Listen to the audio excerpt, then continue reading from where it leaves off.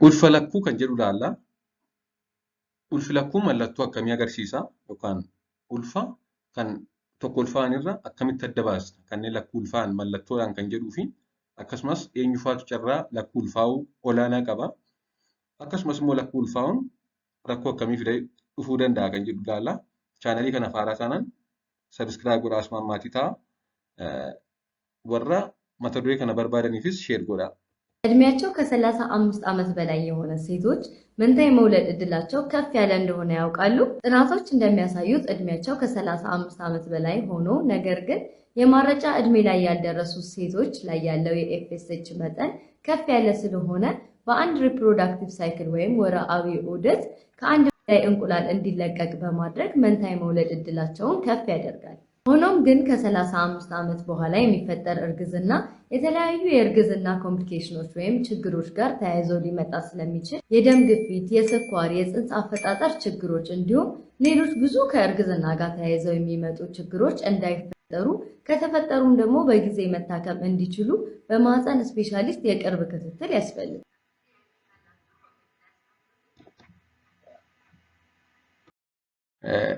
Lakkuu ulfaa'uun mallattoo akkamii agarsiisa kan jedhu irraa jalqabna.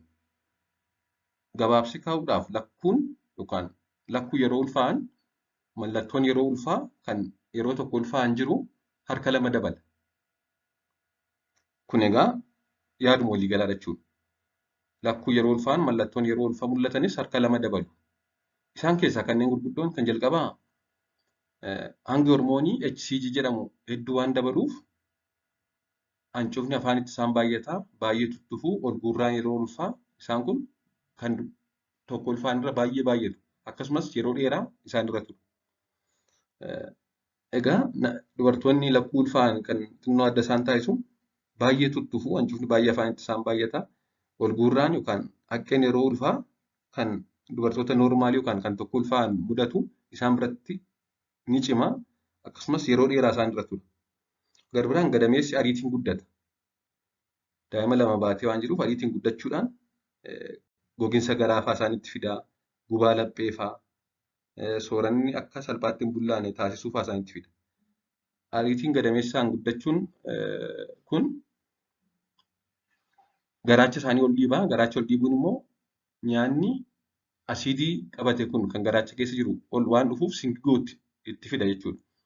Singiggoo jechuun laphee kanarraa yeroo sooranni garaacha seene ol deebi'ee nama gubaa deebi'udha. Isaan biratti ni baay'ata gubaan laphee yookaan singiggoon. Akkasumas gogiinsa garaa yookaan konstipeeshinii kan jedhamu baay'inaan ni mul'ata kanneen lakkuu ulfaa'an biratti. Garbaan dadhabbii qaamaadha. Baay'ee dadhabu kanneen lakkuu ulfaa'an. Qaamni daa'imman lama guddisuuf dalagaa jira waan ta'eef dadhabbiin qaamaa yoo isaan itti dhaga'ame baay'ee nama dinqu jechuudha. Ulfumti daa'ima tokkoyyuu gadameessa jiruyyuu baay'ee isaan dadhabsiisa. Haa ta'u malee immoo daa'imni lama gadameessa jiraachuun baay'ee dadhabbii cimaa fida. Qaamni daa'imman lama guddisuu irratti dalagaa jira waan ta'eef. Garbiraan ulfaatinni ariitiin dabala. Akkuma kanaan dura daragee haati tokko yoo daa'ima tokko qofa ulfoofte yoo ta'e yeroo ulfaa giddu galeessaan kiiloogiraama 11 hanga 13 dabalti. Yoo tokko qofa ulfoofte ta'e. Yoo immoo lakkuu ulfoofte ta'e giddu galeessaan kiiloogiraama 16 hanga 24 dabalu. Sababni isaas gadameessa keessa daa'ima lama jira waan ta'eef. Kanaaf ulfaatinni qaamaa isaanii ariitiidhaan dabala jechuudha. Akkasumas fedhiin nyaataa ni dabala. Sababni isaas tokko ofii isaaniifis annisaaf ni barbaadu nyaata. Akkasumas daa'imma lama qallabaa jiru gadameessa keessatti waan ta'eef hangi fedhiin nyaata isaanii ni dabala. Akkasumas immoo al takkatti bakka adda addaatti sochiin daa'imatti dhaga'ama. Gadameessa isaanii gama bitaanis, gama mirgaanis, fuulduraanis, boodaanis al takkaatti bakka adda addaatti daa'imni socho'u itti dhaga'ama. Sababni isaas daa'imni lamatu jira waan ta'eef gadameessa keessa. Isaan kun egaa mallattoo haati tokko yoo lakkuu ulfoofte ofirratti argitudha. Haa ta'u malee dhibbaa dhibbatti akka lakkuu ulfoofte adda baafachuuf altiraasawundii ilaalamuun barbaachisaadha. Namoonni ekspiriyaansii qaban tokko tokko immoo haadholiin tokko tokko ijumaanuu garaa haadha sana ilaalanii adda ni baasu. Kan qabanillee adda baasan jiru haadholiin tokko tokko. Haa ta'u malee altiraasawundiin sirriitti adda baasa jechuudha. Qabxiin itti aanu eenyufaatu carraa lakkuu ulfaa'uu qaba? kan jedhudha. Dubartoota akkamiitu gadameessa isaanii keessatti daa'ima lama wal duukaa godhachuu qaba kan jedhu yoo ilaalle ulfa lakkuu kan fidu dhibbaa dhibbatti hin beekamu. Haa ta'u malee kanneen armaan gadii carraa lakkuu ulfaa'uu qabu. Kanneen kaanirra carraa lakkuu ulfaa'uu ol ka'aa qabu. Isaanis tokko umurii haadhaadha. Haati sun umuriin ishee waggaa 30 fi isaa ol yoo ta'e carraa lakkuu ulfaa'uu ol ka'aadha. Garbiraani kanaan dura hedduu deesseetti yoo ta'e kanaan dura daa'imman 5 fi isaa ol deessee qabdi yoo ta'e akkasumas haati ishee lakkuu yoo deesseetti ta'e haati dubartii sanaa lakkuu deesseetti yoo ta'e akkasumas firri karaa haadhaa lakkuu kan da'an yoo jiraatan karaa abbaa osoo hin ta'in karaa haadha dubartii sanaa firri lakkuu da'an yookaan ijoollee lakkuu qaban yoo jiraatan carraan daa'ima lakkuu godhachuu ishee ol ka'aadha. Garbiraan dawaa ulfa fidan dubartoota fudhatan yookaan dubartoonni tokko tokko dhala godhachuu dadhabanii dawaa carraa ulfaa'uu isaanii dabalan kan fudhatan jiru. Isaan kun carraa lakkuu godhachuu isaanii ol ka'aadha. Akkasumas duraan lakkuu deesseetti yoo ta'e fakkeenyaaf jalqaba irratti daa'ima lama yoo qabdi ta'e yookaan lakkuu deessee yoo ta'e carraan marsaa lakkuu da'uu ishee kanneen kaanirra yookaan hawaasa kaanirra ol ka'aadha. Akka waliigalaatti isaan kun carraa lakkuu da'uu kanneen dabalanidha. Haa ta'u malee parsantaa dhibba ekeleen lakkuu godhatti ekeleen immoo godhattu kan jedhu hin jiru. Akkasumas biyyaa biyyatti wal caala kun akka addunyaatti kan akka biyya Naayijeeriyaa lakkuu da'uudhaan beekamu hin jiru. Dubartoota 80 keessaa dubartiin tokko lakkuu deessi. Akkasumas dubartoota 800 keessaa dubartiin tokko immoo takkaatti 3 deessi biyya Naayijeriyaatti. Kun baay'ee beekamaadha biyya sanatti. Egaa akkuma beektan haadholiin hedduun daa'ima lakkuu godhachuu kan barbaadan jiru.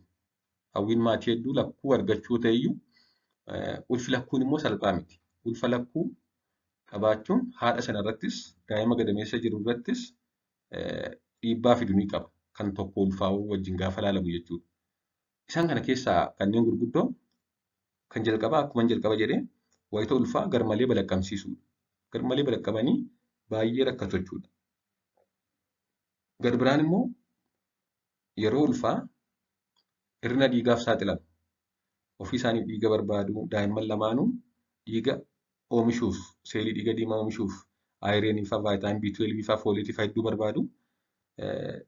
Kanaaf carraan hanqina dhiigaa godhachuu ol ka'aadha. Akkasumas carraa yeroo ulfaas ta'e yeroo ciniinsuu yeroo da'umsaa jechuudha. Akkasumas da'umsa booda dhiiguu ishee ol ka'aadha. Garmalee dhiiguu wayita ulfaa yeroo ciniinsuuf da'umsaa fi da'umsa boodaa kanneen tokko ulfaa'anirra kanneen lama ulfaa'an ol ka'aadha. Akkasumas immoo akkuma beektan yookaan akkuma yaaddan carraan opereeshiniin da'uu ol ka'aadha. Daa'imni lama yeroo ta'u carraan opereeshiniin da'uu ni dabala jechuudha. Fakkeenyaaf daa'imni yeroo da'umsi ga'uuf jedhu kan jalqabaa hudduudhaan taa'ee dhufe dirqama opereeshiniidhaan da'uu qabu. Yookaan immoo kan jalqabaa erga dhalatee booda kan lammaffaa yoo dhalachuu didee daqiiqaa 30 ol ture fala adda addaa barbaadu isaan keessaa tokko opereeshiniidhaan da'uu jechuudha. Kanaaf lakkuu ulfaa'uun carraa opereeshiniin da'uu ol kaasa yookaan ni dabala. Garbiraan yeroo malee ciniinsuun dhufuu fi bishaan gubbee dhangala'uu. Haadholiin hedduun isaanii jechuudha. Osoo ulfi torban 37 ga'iin ciniinsuun isaan jalqabee da'u yeroo malee da'u jechuudha dursanii. Akkasumas carraa ol ka'uu dhiibbaa dhiigaaf sukkaara wayita ulfaa ol kaasa. Yeroo ulfaa dhiibbaan dhiigaaf sukkaaraa kan ulfa wajjin wal qabatu jira. Inni kun dubartoota ulfa lakkuu ta'an biratti hedduminaan baay'ata. Akkasumas daa'imni osoo yeroon hin ga'iin dhalata waan ta'eef daa'imni osoo yeroon hin ga'iin dhalatu immoo rakkoo adda addaaf saaxilama. Kana dabalataanis gadameessa keessatti daa'imni illee miidhamuu danda'a lama waan ta'aniif. Qaamni isaaniillee haalaan uumamuu danda'a. Daa'imman sun wal qabatanii kan walitti maxxananii dhalachuu danda'u. Kanaaf egaa haati tokko yeroo ulfaa kan isheen ulfoofte lakkuu yoo ta'e haati ulfaa lakkuu godhachuu ishee yoo mirkanaa'e hordoffii wayita ulfaa haalaan fudhachuu dirqama. Akkasumas hordoffii wayita ulfaa isatti gochuu qabdi sadarkaa hospitaalatti osoo goote yookaan bakka ispeeshaalistiin ulfaaf gadameessaa jirutti osoo hordoffii goote irra gorfama. Sababni isaas haadha sanarrattis daa'ima irrattis rakkoo fiduu danda'a waan ta'eef. Waa'ee ulfa lakkuu kan hin qabadhee jiru gabaabsee kanadha. Waan dhaggeeffattaniif hedduu galatooma. Turtii gaarii.